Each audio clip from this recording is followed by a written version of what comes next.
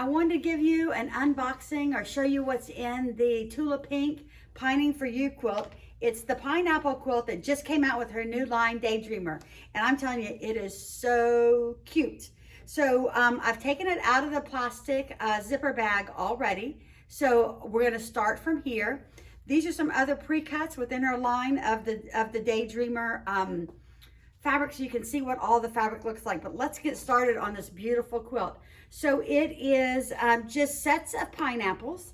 And so the fun thing about this is that once you make one, the rest of them are going to go pretty easy because you can almost chain piece it because it is repetitious. So you can really build your skills by doing it a number of times. So inside is a paper pattern, and this is exclusively to this kit. She doesn't put it out with anything else but this quilt. So the only way to get this pattern is to buy this quilt kit. So that's the way Tula does them. So on the front, this skill, the techniques you're gonna cover in making this quilt are fussy cutting, and then of course piecing, and then quilting. It's considered a beginner pattern, so it's great for someone that's just starting out, because mainly what you do is flying geese, and then a snowball, which is a very easy piece, and then kind of like a triangle with sides off put on it. I'll show you here in a minute what I'm talking about, a triangle, half square triangle. So what she does is, it's really nice because she gives you all the colorful fabrics that you can match them directly with the color of what you need and how much you should have. So this is great to refer to when you're using the cutting guide and making this quilt. So she gives you all the fabrics you should have in the quilt, and then exactly the measurements of them, and then what she expects you to cut out of them. So there's a number of pages of the beautiful fabrics on here. So then we get to the next page, which is the cutting directions. So this gives you what fabrics to cut and how much to cut of each of them. So this is a really good guide for when you first start. So one of the things that you're gonna do is cut the pieces for the pineapple squares. And as you can see, they're just a big snowball. So what you do is you cut the big square, and then you'll have little pieces that you sew onto the corners, squares that you sew onto the corners, press them out, and that'll make your pineapple. So when you're cutting these pineapples, the thing that you're gonna do, that's the fussy cutting part, because you wanna make sure that the motif that you want in the center is actually in the middle of the square that you're gonna cut. And the square is a pretty big square that you're cutting. Let me see if I can tell you what the pineapple squares are. For the bottom is 6.5 by 8.5 inch rectangle. So you are gonna cut a 6.5 by 8.5 inch square rectangle. So what I would do is either I would probably take an 8.5 inch ruler or the 6.5 inch ruler, and decide what my motif I wanted to be in the middle, to be really the center of that block, and then cut from there so that you can make sure that you get what you want in the center of the block.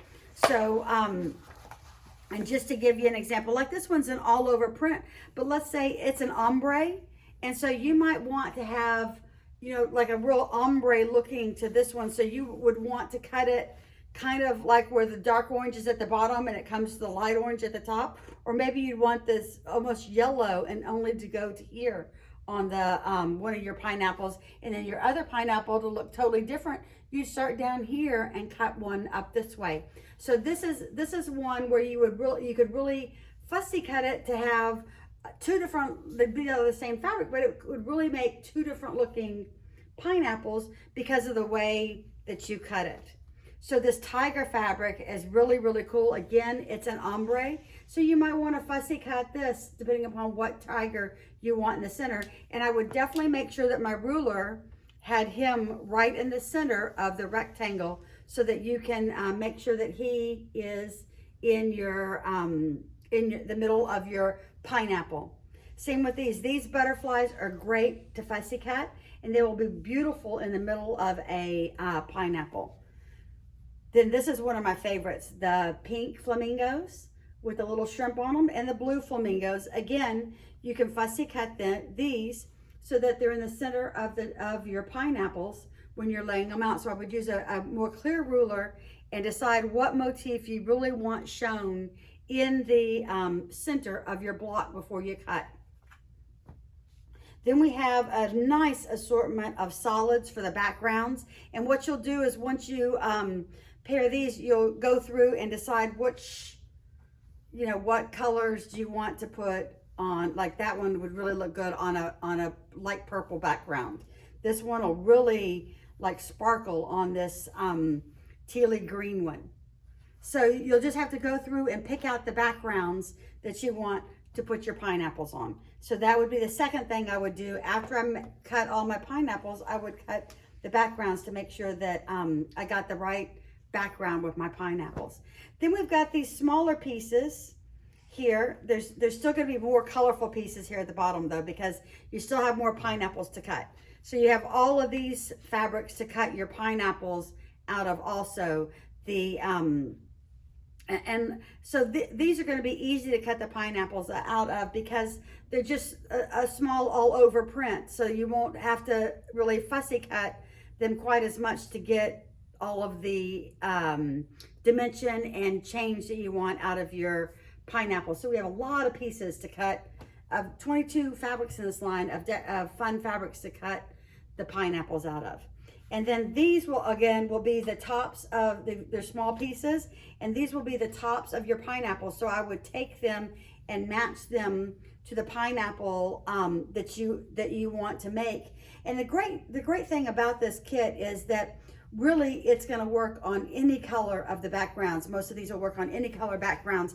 You just might find that you think one is more pleasing than they're like, this doesn't have a ton of this light blue in it, but it has that aqua, which really pops. It has that green, which really makes it pop. And this green makes it pop. So what I would do is go through and audition that one, it doesn't have as much pop to, and same with that one. So I think that each will lend themselves to you as you match them to the background that you want to use. Like this doesn't have any of this peach color in it, so I probably wouldn't use this one for the peach one, but there are so many, like that would look great with this forbidden fruit, or great with the butterflies, or great with these parrots. So it just depends on the look that you're going for. So I would match these backgrounds to your pineapples so that you make sure that you get the colorations that you want in the pineapples. So again, you've got these great solid, these are the unicorn poop solids that she just came out with that are nice and pastel for the backgrounds. You've got these beautiful prints from the Daydreamer line to make the pineapples. And then you've got these brighter prints from her last line to use as the top of the pineapples, so that you can really have some colorful pineapples. So this is the one thing that I noticed that she did, was when she was choosing them, she chose the pink and did all the pink, and then she did the yellow folding into green, into blue, into purple. So she kind of kept her colors going down, and then within that she chose background fabrics that kind of lended themselves to greens, purples, purple and pinks, yellows and oranges, yellows, greens, purple, pink, and pink.